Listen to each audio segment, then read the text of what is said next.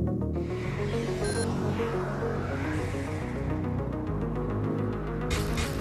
one of the Eastern Conference Finals. And let the festivities begin.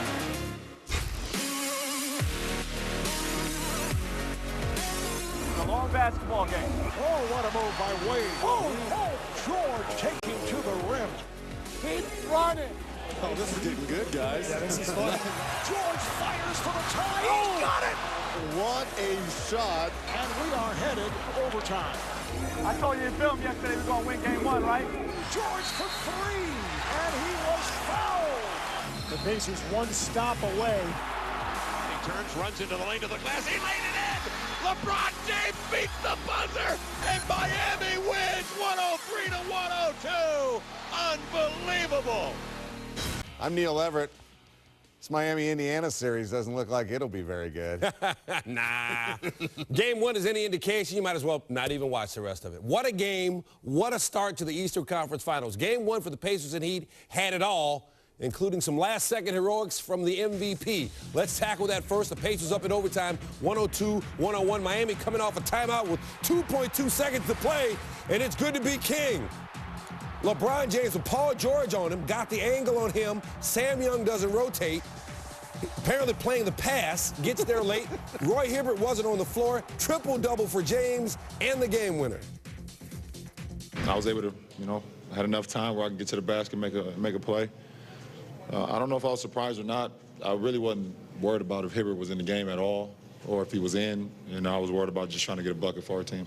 We expected to go to LeBron, but, we expected Bosh to be a spacing option. If Roy were in the game, he probably would have been, first or second option. If it didn't come to LeBron, or if LeBron could one bounce, draw Roy to the rim and have Bosh spotted up. So, it's the dilemma that they present. Obviously with the way it worked out, would have been better to have Roy in the game, but, you don't know. I mean, if that happens, maybe Bosh is making a jump shot, and we're all talking about that.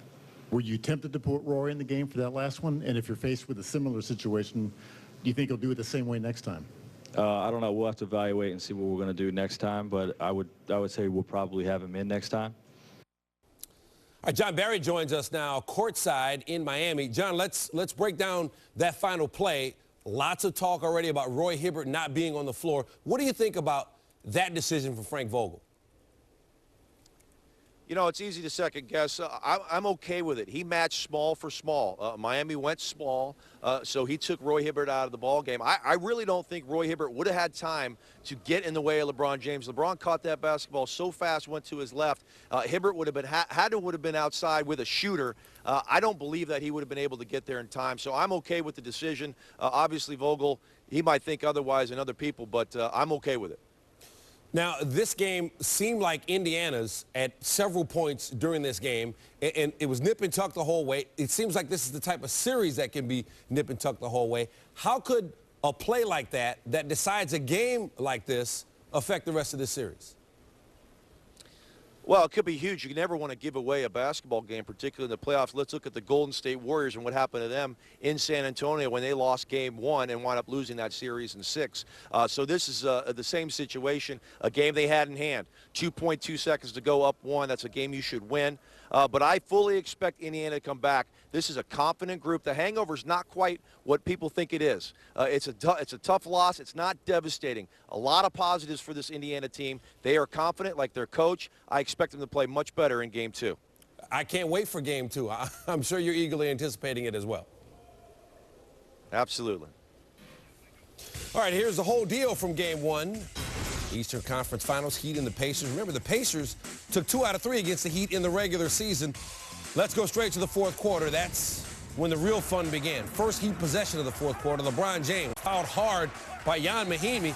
Lands hard on the floor, and he comes to wincing and pain. Mickey Arison was talking to the broadcast crew trying to get a flagrant foul there, a la Tony Allen, but he didn't get it. Minutes later, James drives and misses, tips in his own shot, and the foul. Heat up 1 after the free throw, and James seems to be okay. Less than 5 to go, tied at 80. Dwayne Wade, great move in the paint. Roy Hibbert says, get it out of here. Norris Cole recovers a loose ball, and guess who? James for 3, and the Heat up by 3. James, 2 for 6 on threes. And then Cole driving and feeding Wade, 19 for Wade. Then James, great look inside to Wade. And the Heat with a 3-point lead with about 2 and change to go. Under a minute to play. Pacers down to David West. He was spectacular in this game. He had 26 points.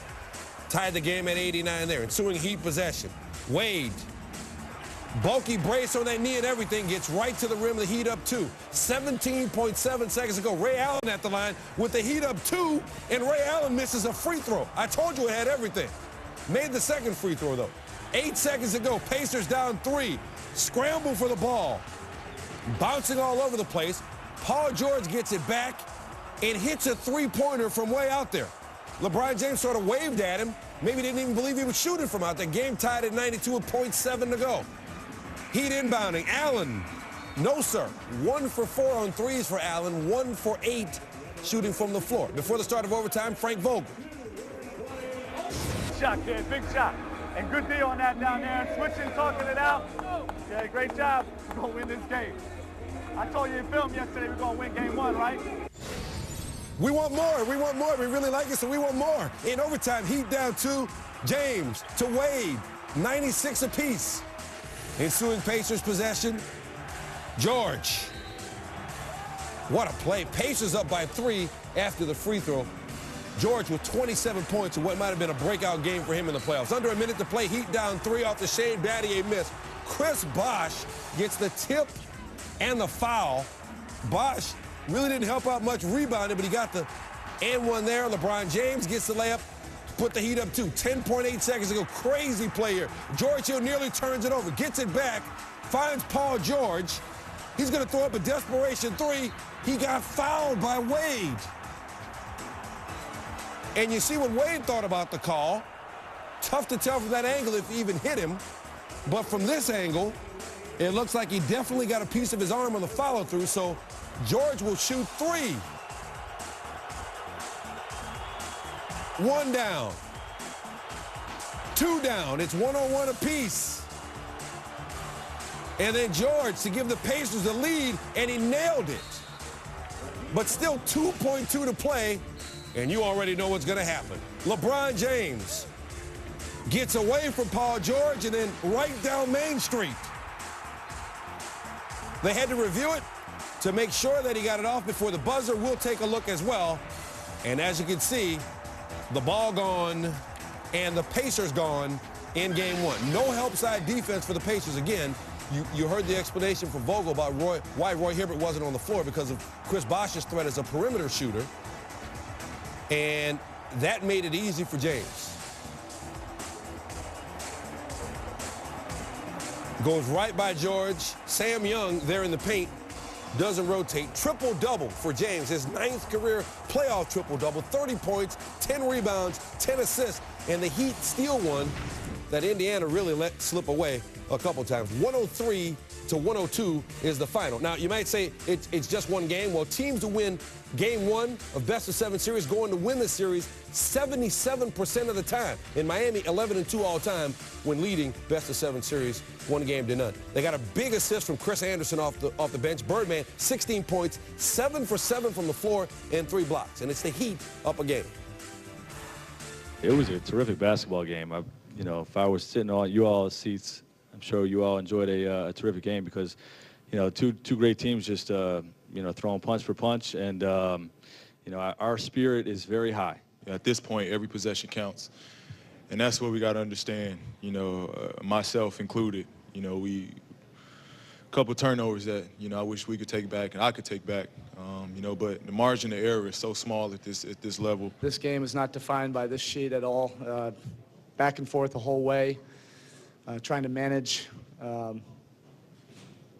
playing well, playing inefficient, playing poorly, managing frustration. But in the end, it just came down to finding a way, even if it wasn't pretty.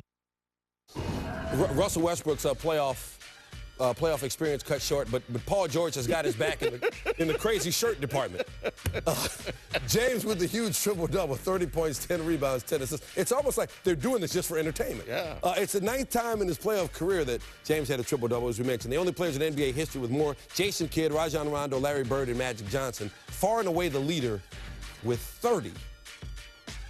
You may have seen Roy Hibbert in action against Carmelo Anthony with an iconic playoff block of a dunk. And as you can see, and the Indianapolis Star pointed out in this picture, Roy Hibbert not on the floor as LeBron James goes to the bucket for the game winner to beat the Pacers in Game 1 of the Eastern Conference Finals. Sometimes when you only have that much time, there's no time to think.